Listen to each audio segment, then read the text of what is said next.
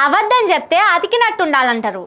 కానీ అబద్ధం చెప్పి ఎంబడే దొరికిపోవడు కాంగ్రెస్ వాళ్ళకు బాగా అలవాటైంది. ఈసారి మంత్రి పొంగులేటి సారు దొరికిపోయిండు. పాపం సారుకే ఎందుకు ఈ తిప్పలో ఏందో పోన్రి.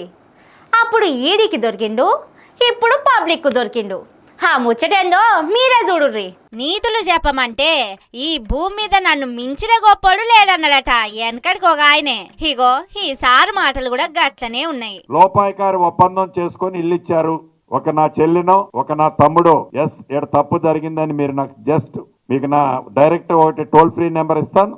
మీరు చిన్నది పాస్ ఆన్ చేస్తే మళ్ళీ మీ పేరు కూడా బయట చెప్పను. నా సెక్రటరీ చెప్పినా, నా ఎండి చెప్పినా, నా ఈఎన్సీ చెప్పినా, ఎవరు చెప్పినా సరే డైరెక్ట్ గానే నాది ఫోకస్ ఉంటుంది. Poorest of the poor. చిన్న అవినీతి కూడా జరగకుండా 24 క్యారెట్ గోల్డ్ అంటే ఎంత దానికి మార్కెట్ లో వెయిట్ ఉంటుందో అలాగా ఈ హౌసింగ్ డిపార్ట్మెంట్ మీరు ఒక మంచి పేరు తెచ్చే విధంగా. వారేవ్వా ఎంత మంచి ముచ్చట చెప్పిండు కదా సారు.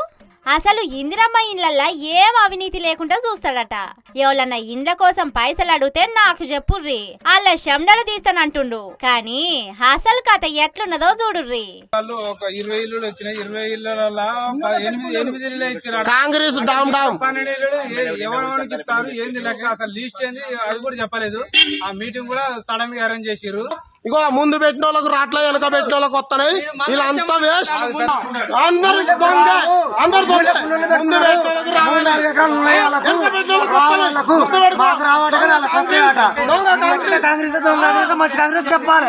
మహబూబాబాద్ జిల్లా నరసింహులపేట మండలం పెద్దనాగారంలా ఇందిరమ్మ ఇండ్లు ఇప్పిస్తామని కాంగ్రెస్ వాళ్ళు పైసలు వసూలు చేసిండ్రట. మా ఇండ్ల సంగతి ఏందని అడిగితే ఇట్లా మొఖాలు నేలకేసుకొని ఫోన్లు చూస్తున్నారు. కానీ మంత్రి గారేమో అంత మంచిగానే ఉన్నదంటున్నారు. మా ఇండ్ల శాఖ సొక్కం బంగారం అని మాట్లాడుతుండు. ఒక్కూర్లనే ఇంత సొక్కం బంగారం ఉంటే రాష్ట్రం అంతటా ఇంకెంత సొక్కం బంగారం లెక్కున్నదోనని ముచ్చట ఎరికేనోళ్ళు మాట్లాడుకుంటుర్రు.